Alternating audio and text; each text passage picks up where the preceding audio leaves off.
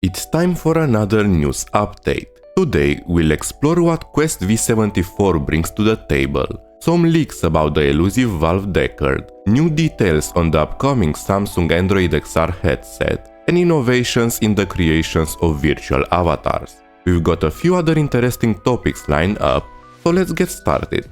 The V74 update introduced several exciting features: web shortcuts in the library, a multi-room space setup, DisplayPort Out to external monitors, improved casting, and minimized 2D apps displayed above the universal menu, along with other minor improvements. Library shortcuts. With Quest V74, you can now add a shortcut to any web URL in your library.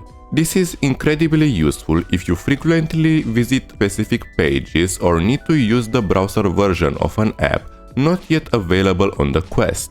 DisplayPort Out to external displays. While not the futuristic breakthrough many hope for, Quest V74 now allows you to output your view to external displays, such as TVs and monitors, via USB-C DisplayPort, also known as DisplayPort Alt mode. Meta claims this feature offers higher resolution and low latency. However, for most users, the freedom of a standalone wireless headset might outweigh the benefits, as wireless casting can replace this functionality to a large extent. Let me know in the comments if you consider this feature useful.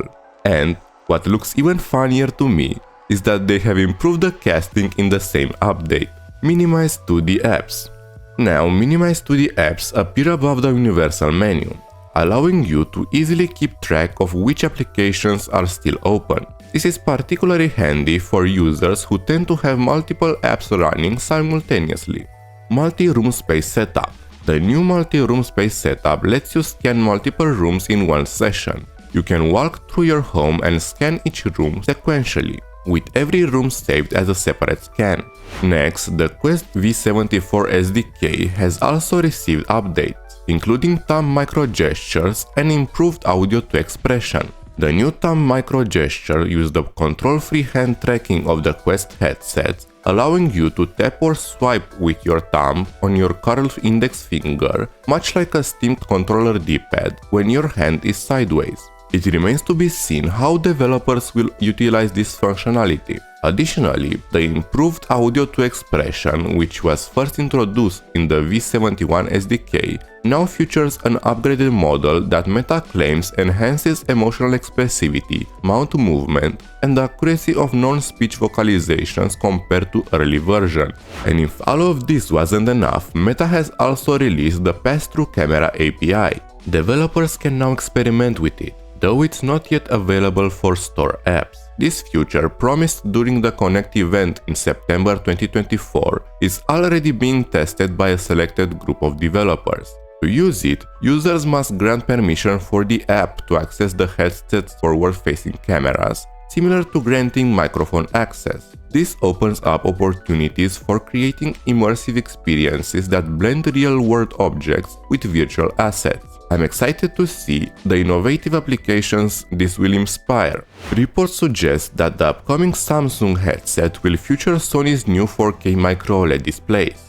Officially, Samsung has only mentioned state-of-the-art displays, without providing concrete specifications. However, South Korean outlet DLEC reports that the headset will use Sony's new 1.35 inches 3552 by 3840 micro OLED display, the same as the one in Sony's standalone headset. Speculations is also swirling about the release date and the price.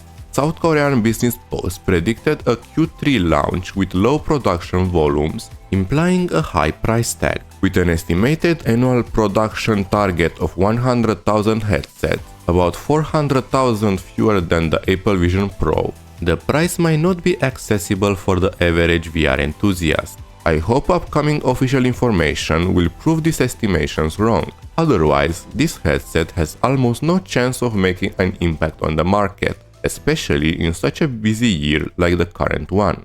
But what I expect to make a big impact is the highly anticipated Valve Deckard, for which we started to see some unofficial information.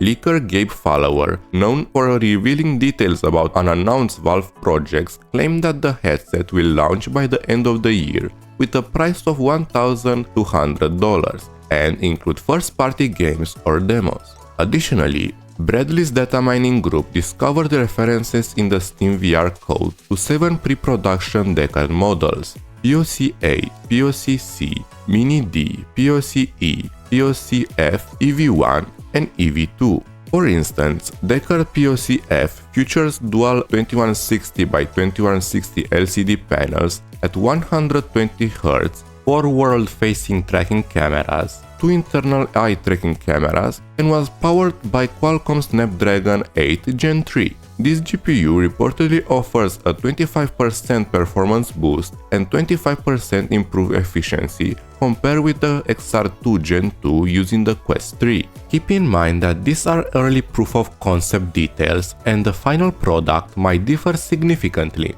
so let's withhold our judgment until more pieces of information are revealed.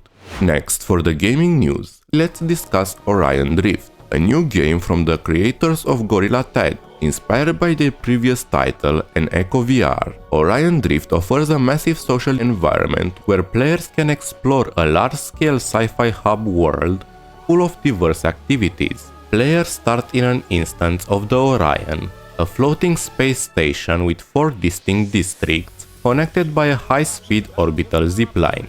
Each instance currently supports up to 75 players, with plans to increase the number to 200. Each district is dedicated to a specific activity: driftball, golf, parkour, and a competitive obstacle course called the Scrap Run.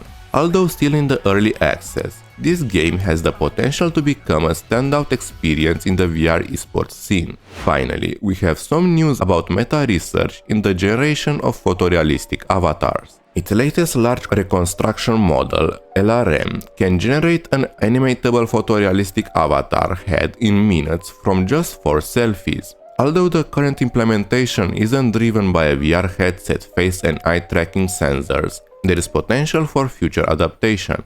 However, it remains to be seen when this technology will be ready for real-time rendering, especially considering the current system runs at only 8 FPS on an RTX 3090. That's all for now. If you enjoyed the video, consider subscribing for more VR content. Hope to see you next time. Goodbye.